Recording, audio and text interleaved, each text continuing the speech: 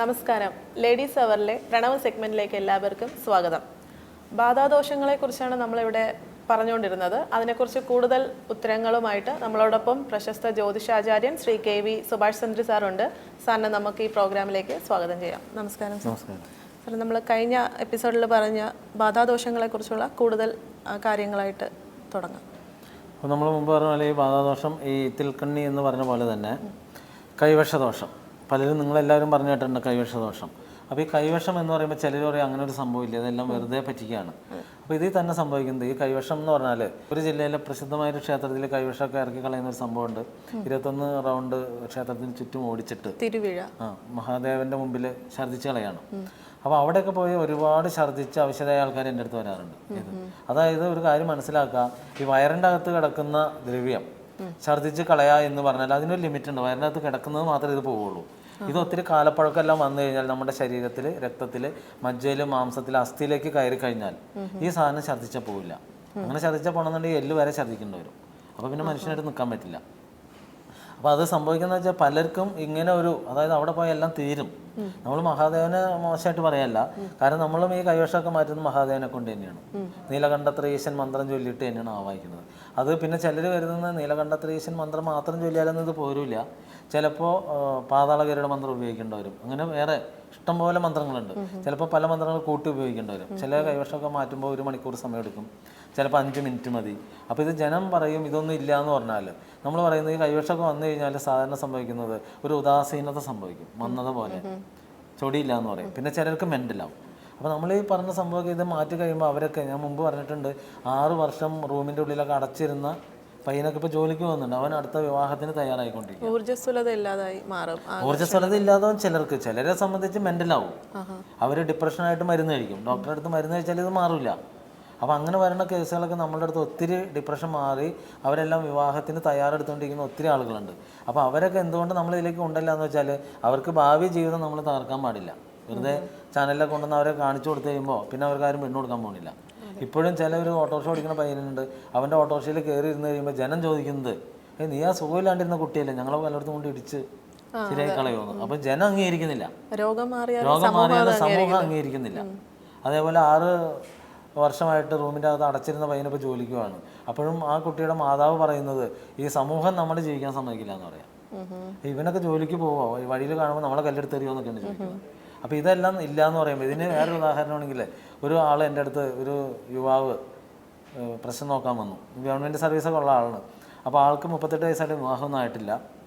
പിന്നെ 2 പെങ്ങന്മാർക്ക് ഡിപ്രഷനാണ്. അപ്പോൾ ഇത് വന്നു കഴിയുമ്പോൾ നമ്മൾ പറയുന്നത് മാറ്റിത്തരാം, 100% ഉറപ്പായിട്ട് മാറ്റിത്തരാം.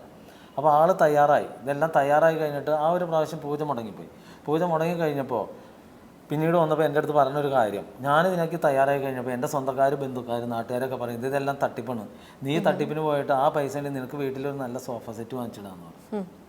ഞാൻ പറഞ്ഞ താങ്കൾക്ക് സോഫ സെറ്റാണ് നല്ലതെന്ന് തോന്നുന്നുണ്ടെങ്കിൽ സോഫ വാങ്ങിച്ച് വീട്ടിലിരിക്കാം. അപ്പോൾ പെങ്ങന്മാരുടെ ഡിപ്രഷനും നിങ്ങളുടെ വിവാഹവും, അത് ഈ സോഫയും വരുന്നത് രണ്ടും വരാൻ പോണില്ല. അപ്പോൾ എന്തായാലും നിങ്ങളുടെ യുക്തം പോലെ ചെയ്താൽ മതി എന്ന് പറഞ്ഞു. പിന്നെ ആളതിനെക്കുറിച്ചൊന്നും പറഞ്ഞില്ല. അടുത്തൊരു ഡേറ്റിലേക്ക് പുള്ളിക്ക് പൂജയ്ക്ക് വന്നപ്പോഴേക്കും തടസ്സമായിട്ട് മാറിപ്പോയി. പിന്നെ ഞങ്ങളെ സംബന്ധിച്ച് ഒരു പ്രാവശ്യം ഒരു പാർട്ടി വന്നിട്ട് ഇപ്പോൾ താല്പര്യമില്ല പിന്നെ എന്ന് പറഞ്ഞാൽ പിന്നെ ആളുടെ പിന്നാലെ പോവില്ല. നമുക്കതിൻ്റെ ആവശ്യമില്ല. കാരണം ആവശ്യക്കാർ നമ്മളെ തേടി വരണം, അല്ലാതെ നമ്മൾ അവരെ തേടി പോകേണ്ട കാര്യമില്ല. അതിന് ഏറ്റവും വലിയൊരു ഉദാഹരണമാണ് ലണ്ടനിലുള്ള ഒരു ബിസിനസ്സുകാരൻ നമ്മളുടെ അടുത്ത് വന്നു. അങ്ങേർക്ക് ലോകത്തിൽ, വേൾഡിൽ മൊത്തം 300 സൂപ്പർ മാർക്കറ്റുകളുണ്ട്, 15,000 ജോലിക്കാരും. അപ്പോൾ അദ്ദേഹം പറഞ്ഞൊരു കാര്യം, ഞാൻ മുമ്പ് ഇത് അഹങ്കരിച്ചിരിക്കുകയായിരുന്നു. കാരണം എൻ്റെ 2 കൈകളാണ് എൻ്റെ ദൈവം എന്നാണ് ഞാൻ വിചാരിച്ചിരുന്നത്. പക്ഷെ പിന്നീട് മനസ്സിലായി, അതായത് നമ്മളുടെ ഈ എപ്പിസോഡിൽ തന്നെ യൂട്യൂബിൽ ഒരുപാട്, ഒരാഴ്ച മുഴുവൻ അത്ര കണ്ട് ബോധ്യപ്പെട്ടിട്ടാണ് വന്നത്. അപ്പോൾ ആൾ പറഞ്ഞൊരു കാര്യമാണ്, ഞാൻ ഇത്രയും കാലം ധരിച്ചിരുന്നത് എൻ്റെ 2 കൈകളാണ് എൻ്റെ ദൈവം, അതിനു മേലെ ഒരു ദൈവം ഇല്ല എന്നാണ് മനസ്സിലായത്. അപ്പോൾ എന്തുകൊണ്ട് വന്നു എന്ന് വെച്ചാൽ, അപ്പോൾ ആൾക്ക് അവിടെ ബിസിനസ്സിൽ എന്തെങ്കിലും ചെറിയ ഭയോ അങ്ങനെ എന്തെങ്കിലും സംഭവിച്ചിട്ടുണ്ടാവും.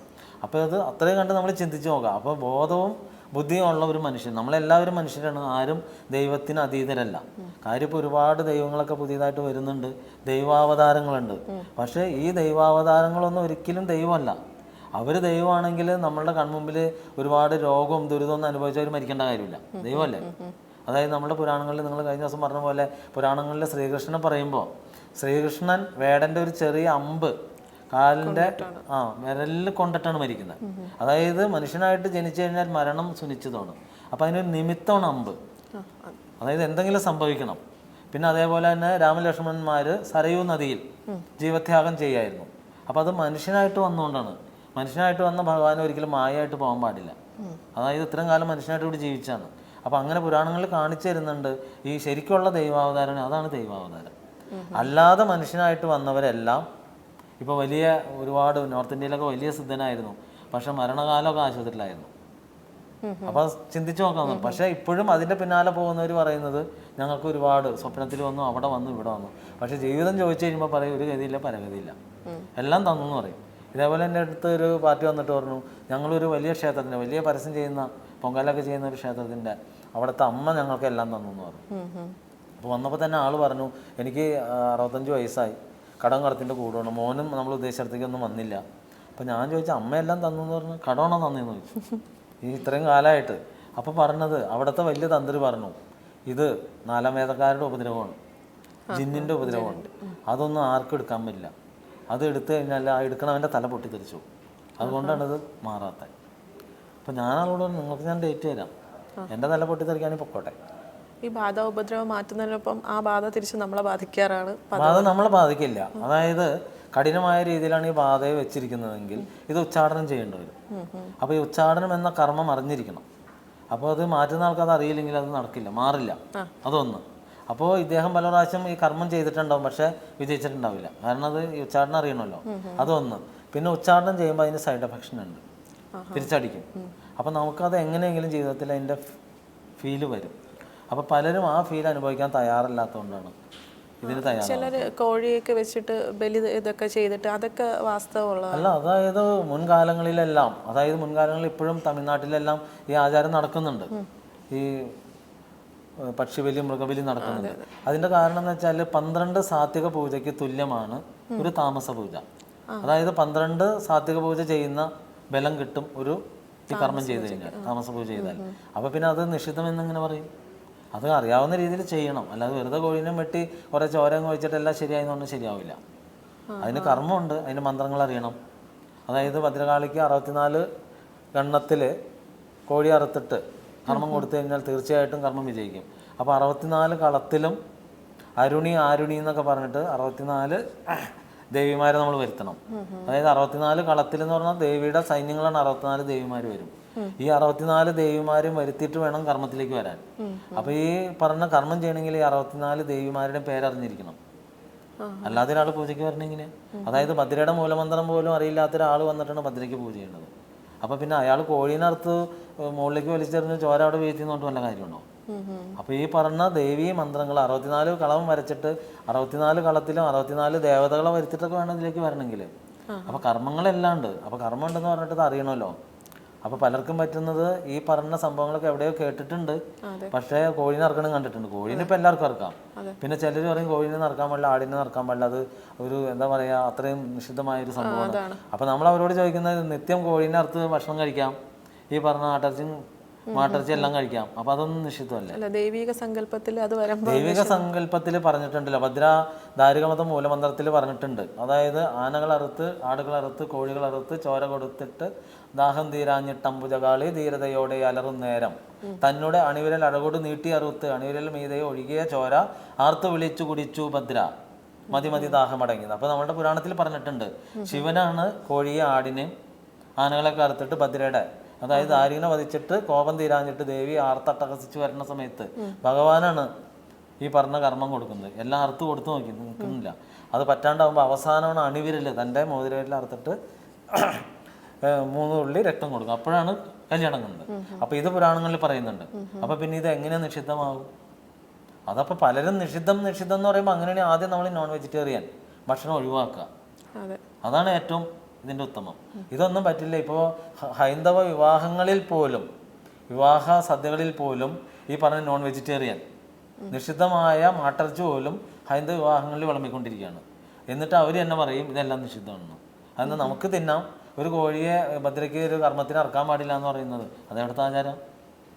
എനിക്കാവാൻ നിങ്ങൾക്ക് ആവാൻ പാടില്ല, അതാണ് അതിൻ്റെ ശരി. എനിക്ക് മാത്രം, നിങ്ങളൊന്നും ഇത് തൊടരുത്, പാടില്ല. അപ്പോൾ ഈ നമ്മൾ മുമ്പേ പറഞ്ഞല്ലോ ഈ ആചാരങ്ങൾ വരുന്നത് എന്താണ് ആചാരം, എന്താണ് പൈതൃകം? ഇതെല്ലാം ഈ ആചാരം എന്ന് പറഞ്ഞാൽ ഓരോരുത്തരും ഓരോ കാലത്തിനനുസരിച്ച് ഉണ്ടാക്കി കൂട്ടുന്നതാണ്. അതാണ് നമ്മൾ പറയുന്നത് സംസ്കാരം എന്ന് പറയും. നമ്മളിവിടെ നമ്മളുടെ സംസ്കാരം എന്നൊക്കെ പറഞ്ഞാൽ നമ്മൾ ഇവിടെ വെച്ചിട്ട് പോകുന്ന അടുത്ത തലമുറയ്ക്ക് വേണ്ടി കൈമാറി പോകുന്നതാണ് സംസ്കാരം.